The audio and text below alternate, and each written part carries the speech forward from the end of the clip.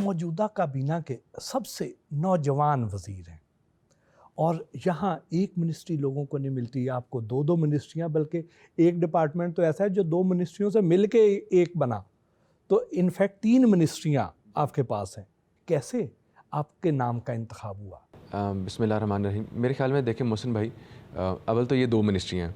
Department ज़ाहिर बात है कि एक मिनिस्ट्री के अंदर फिर सब डिपार्टमेंट्स भी होते हैं। जैसे स्पोर्ट्स के अंदर स्पोर्ट्स एंड यूथ अफेयर्स है, लेबर के अंदर सोशल सिक्योरिटी भी है, वर्कर वेलफेयर भी है, तो मुख्तलिफ सब डिपार्टमेंट्स होते हैं। लेकिन अल्हम्दुलिल्लाह ये 2 डिपार्टमेंट्स तो हैं और अल्लाह की बड़ी मेहरबानी है कि मेरा एक सफ़र है और तकरीबन 11 साल का सफ़र है। मैं 2013-14 से मरीम बाजी के साथ, चीफ़ मिनिस्टर मोहतरमा मरीम नवाज़ साहिबा के साथ सोशल मीडिया की वर्किंग करते रहे।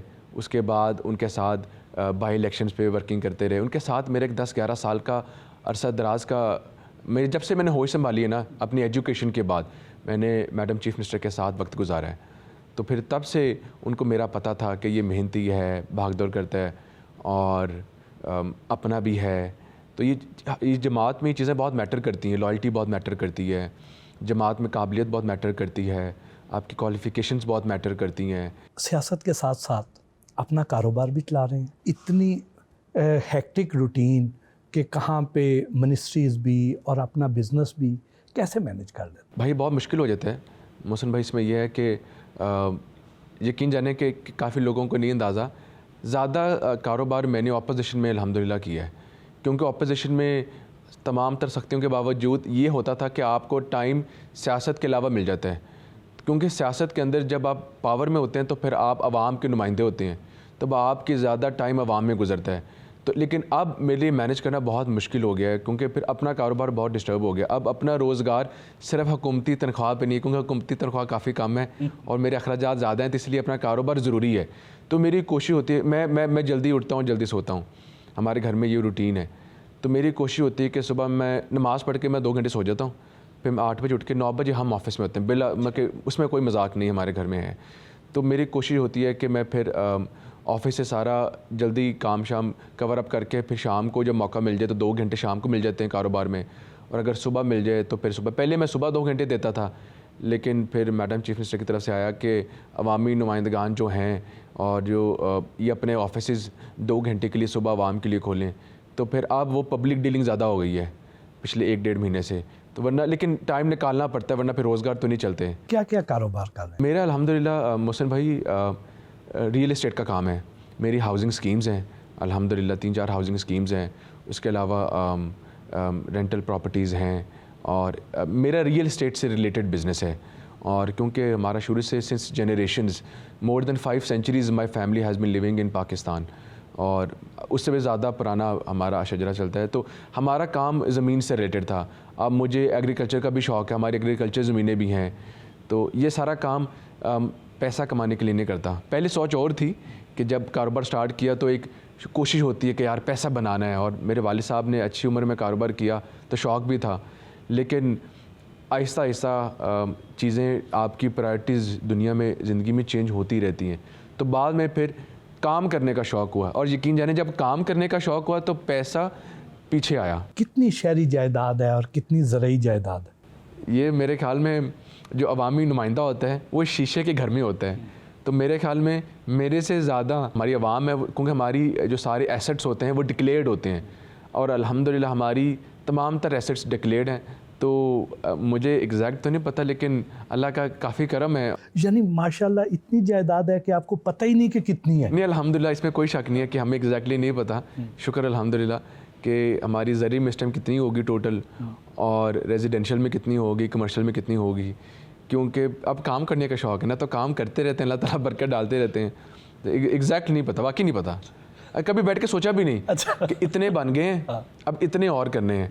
आपकी खोखर फैमिली लाहौर की जो चंद बड़ी नामी ग्रामी फैमिलीज़ हैं, अल्हम्दुलिल्लाह उनमें से चोटी की वो 2-4 फैमिलीज़ में से आती हैं। कभी आपने सोचा कि दर्जा बंदी में उन जो रईस हैं उनमें आपका नंबर कितना होता है? मेरे ख्याल में कि आप यकीन जाने कि अल्लाह ताला के शुक्र ज़ात का शुक्र अदा करना चाहिए। इतना मैंने कभी भी बैठ के नहीं सोचा, बल्कि मैं तो जब कोई कारोबारी इंसान नज़र आता है और ज़्यादा पैसे कमाता है तो मुझे खुशी होती है, क्योंकि जो कारोबारी आदमी है उसको पता है कि अगर कोई दूसरा शख्स पैसे बना रहा है ना, तो ये एक कारोबारी साइकिल होता है कि आप भी पैसे कमाना शुरू कर देते हैं।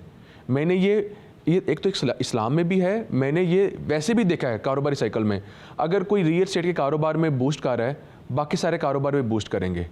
It happens. तो मैंने कभी नहीं सोचा कि यार वो ख़ानदान बहुत ज़्यादा रईसदार है तो मुझे भी इतने बनाने हैं। मुझे ना ख़ास तौर पर जब कोरोना हुआ ना, मुझे कोरोना बहुत शदीद हुआ था, तो ज़िंदगी का एक मकसद ना थोड़ा सा चेंज हो गया था 2020 में। तो फिर वो चीज़ों उसने फिर एक बार मुझे धचका दिया, तो इतनी सोच कभी आई नहीं कि यार वो 4-5 फैमिलीज़ बहुत स्ट्रॉन्ग हैं, उनके पास बहुत ज़्यादा पैसे, तूने भी इस दौड़ में आना है। तो मैं उस दौड़ से निकल चुका हूँ। बतौर वज़ीर आपकी कितनी तनख्वाह है? बतौर वज़ीर काफ़ी कम है। लोग समझते हैं कि कितने कोई करोड़ों के करीब होगी, लाखों होगी, और मेरे ख्याल में कि हम बात कैबिनेट में भी कर चुके हैं। मैं हमेशा से ये बात बिलीव करता हूँ कि जो तनख्वाहें चाहे वो ब्यूरोक्रेसी की हों, तनख्वाहें चाहे वो पॉलिटिशियंस की हों, वो बहुत ज़्यादा होनी चाहिए। उसकी वजह यह है कि फिर उसका बुराई की तरफ ज़हन नहीं जाएगा, करप्शन की तरफ ज़हन नहीं जाएगा।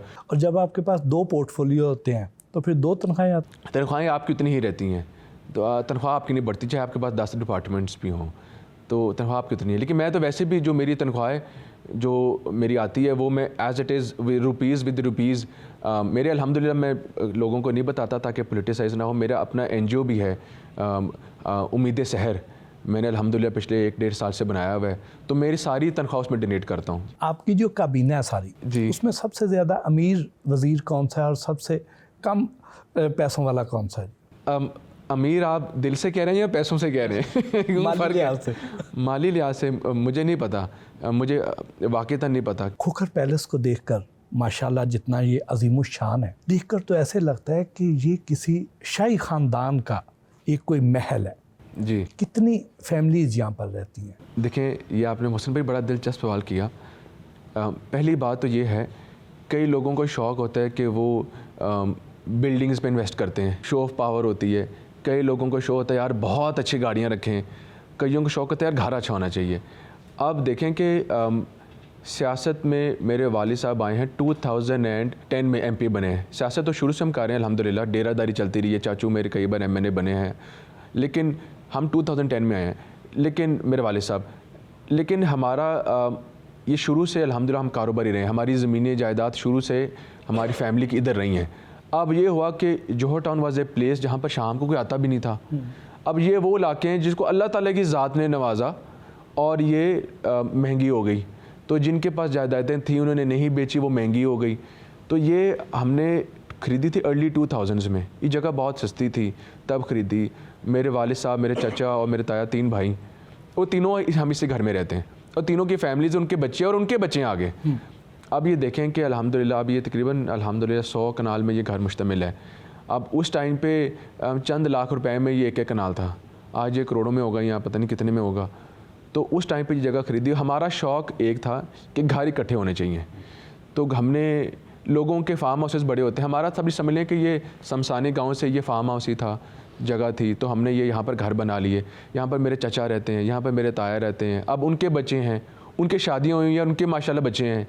तो मेरे ख्याल में अल्हम्दुलिल्लाह इसमें हमारे अपने अपने कंपाउंड्स हैं, अपने अपने घर हैं, इसी तरह जिस तरह आप बैठे हुए हैं, लेकिन अपनी अपनी प्राइवेसी भी है। तो ये तमाम फिर हमने फिर इसको एक खोखर पैलेस कह दिया। पीछे हमारी बहनों के घर हैं, तो ये अल्हम्दुलिल्लाह समझ एक मोहल्ला है, खोखर पैलेस एक घर नहीं है, एक छोटा सा मोहल्ला है अल्हम्दुलिल्लाह। ये जो बड़े बड़े महल्लात बनाने का शौक़ असल में किसका है फैमिली में से? ये मेरे वालिद साहब को था कि यार कि मेन उनको शौक़ है डेरेदारी का, कि यार घर बड़ा होगा, कार बड़ा होएगा तो लोग 300-400 बह सकते हैं, ठीक है ना। उनका शौक़ है ना खाना खिलाने का, कि यार मेहमान आए हों, ये नहीं कि जाके शादी हॉल में करना है। सिर्फ शादी का वेट नहीं करता, हमें शौक़ होता है कि गैदरिंग, बहुत अभी भी शौक़ है, तो हमारी गैदरिंग्स का शौक़ है।